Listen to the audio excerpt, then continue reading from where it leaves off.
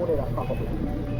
বিচার্য জানাবো রাত 1:30 এবং চতুর্থ যে পয়েন্ট, সেই পয়েন্টটা খুব গুরুত্বপূর্ণ। সে পয়েন্টটা হলো রাজ্য সরকারকে সতর্ক করা, রাজ্য সরকার যেন প্রস্তুত থাকে, কনস্ট্রাকটিভ ক্রিটিসিজম যেন রাজ্য সরকার ন্যায় গ্রহণ করে এবং আগামী যে ঝড় ঝঞ্ঝা এবং যে বিপদগুলো আসতে চলেছে তাতে আমরা হাতে হাত রেখে যেন মোকাবিলা করতে পারি। প্রস্তুত থাকুক সরকার। এবং আমি প্রথম যে বিষয়টা নিয়ে সেই প্রথা সমানে চলেছে। কোন প্রথা সমানে চলেছে?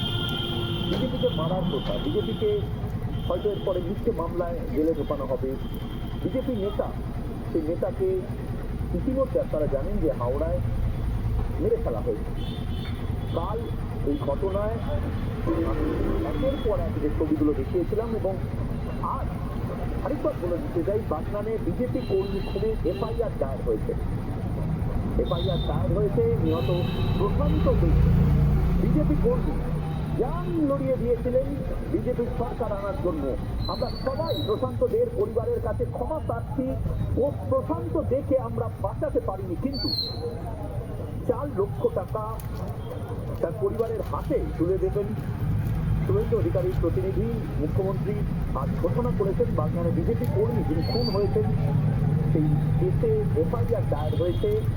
যারা অভিযুক্ত প্রত্যেককে গ্রেফতার করা হচ্ছে, সেই অ্যাকশন শুরু হয়েছে এবং অর্থ দিয়ে কোনো ক্ষতিপূরণ মূল্যায়ন করা যায় না, কিন্তু 4 লাখ টাকা তার পরিবারকে সামান্য সাহায্য হিসেবে রাজ্য সরকার দিতে চলেছে।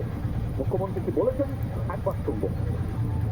এই ঘটনাটা ঘটেছে এখানে উপপ্রধান রয়েছেন গ্রাম পঞ্চায়েতে, তার নাম হচ্ছে মফিজুল ইসলাম খান এবং ওই এলাকায় ওই উপপ্রধানের বিরুদ্ধে হাতমানি নেওয়া, বঞ্চিত করা, গরিব মানুষকে বঞ্চিত করা ইত্যাদি অভিযোগ ছিল।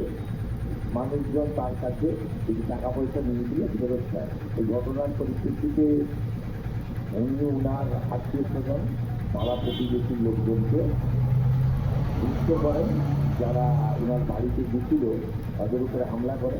প্রায় 5 জন সিরিয়াসলি ইনজুর্ড হন, যাদেরকে কলকাতার এসএসকেএম হসপিটালে চিকিৎসাধীন রয়েছেন।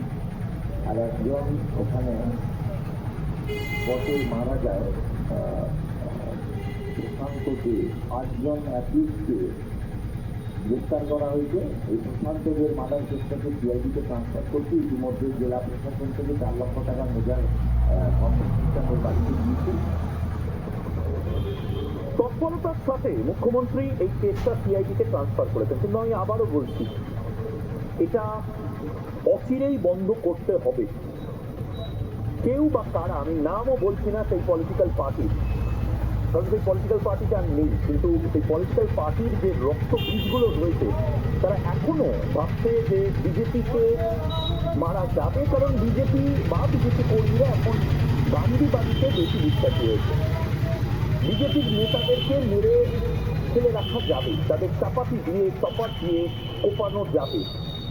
আমি যে ছবিগুলো দেখাচ্ছিলাম, এই হাউ হাউ করে কাঁদছে বিজেপি কর্মী যাকে মারা হয়েছে, তার পরিবারের সদস্যরা, বিজেপি নেতা যাদেরকে মারা হয়েছে তাদের বাড়ির লোকেরা, এই যে কান্না, আমি একবার ফুল ন্যাচ দিয়ে একবার এই মানুষগুলোর কান্নাটা শোনাতে চাই, এটা যেন আমাদের সবার কানে পৌঁছে যায়।